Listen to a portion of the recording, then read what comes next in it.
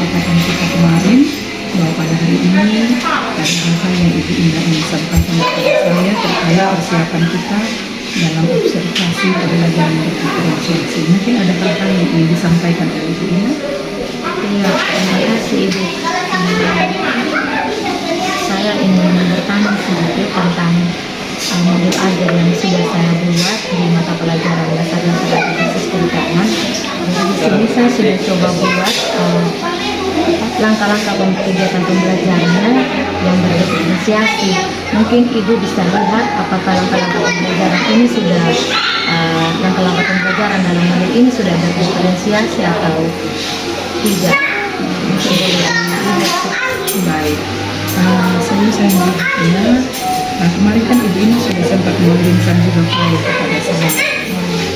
Menurut Ibu Ina sendiri, pembelajaran berdiferensiasi itu ada beberapa jenis diferensiasi yang Ibu Ina ketahui. Ada 3. Ya. Kira-kira apa-apa saja? Proses, Ya. konten, sama produk. Saya rasa Ibu Ina sudah mengetahui bahwa proses. Kalau proses, kira-kira apa yang harus dieksplor ketika melakukan pembelajaran menurut Ibu Ina?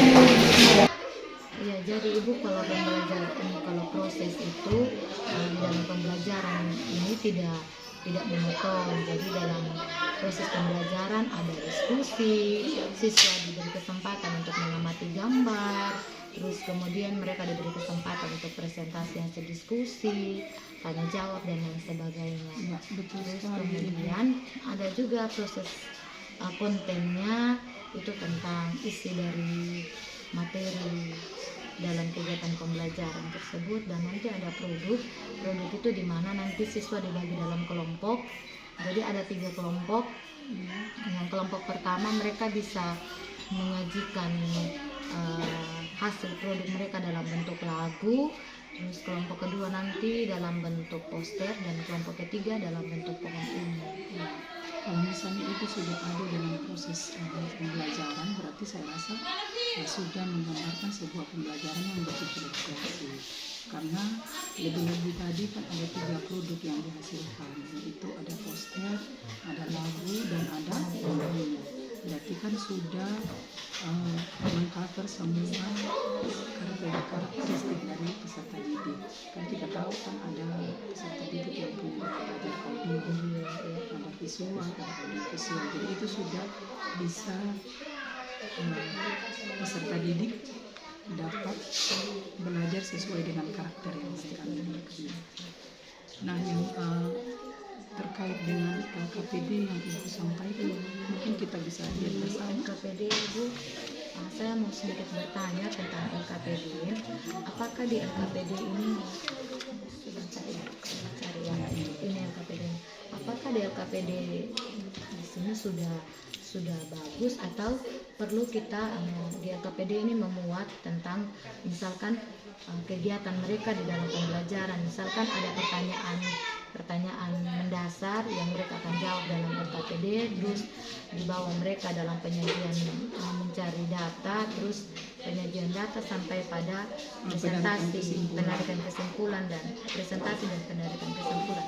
Apakah semua proses itu dimuat dalam LKPD, atau boleh LKPD-nya hanya seperti ini, yang penting maksud dari tujuan pembelajaran tersebut tidak masuk di dalam LKPD?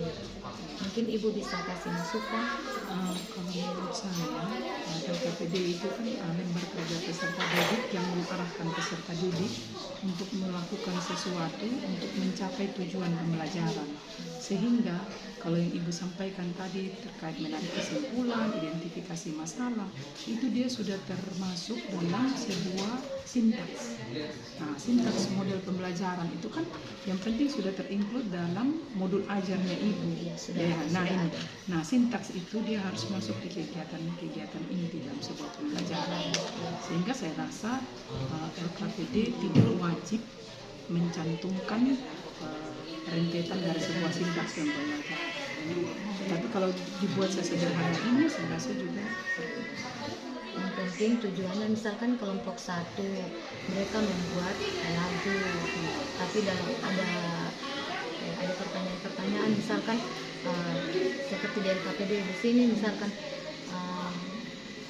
komoditas-komoditas perikanan apa yang memiliki nilai ekonomi tinggi, tapi dibuat dalam bentuk lagu. Jadi masing-masing kelompok itu diberikan LKPD, tapi disesuaikan dengan karakteristik peserta didik dalam kelompok tersebut. Itu apakah itu pas seperti ini? Sudah tepat sekali, luar biasa. Dan harapan saya nanti ketika kita akan observasi dan action di kelas sesuai dengan ini.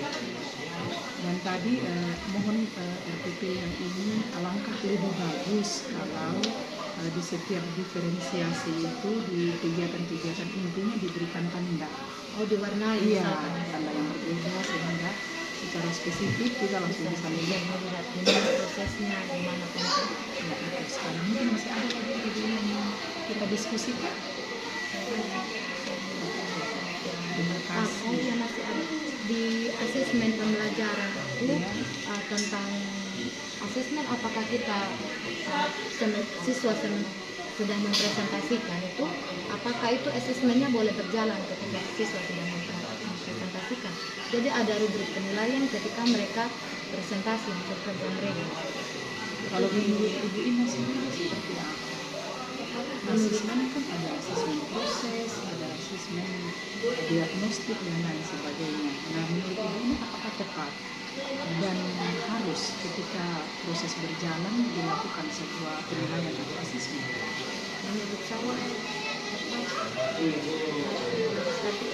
ada rubrik.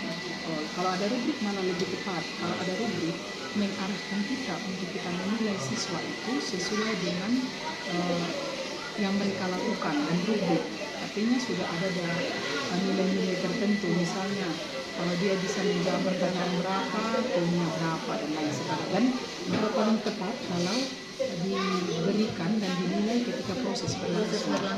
Karena kadang kita buru-buru kalau makanya itu sudah habis pembelajaran baru kita isi nilai. Yes.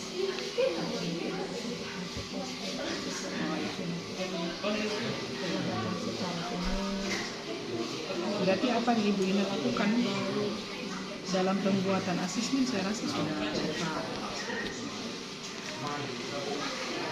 Mungkin itu saja Ibu. Terima kasih untuk waktunya. Saya juga terima kasih untuk hari ini sudah berbagi ilmu. Ya.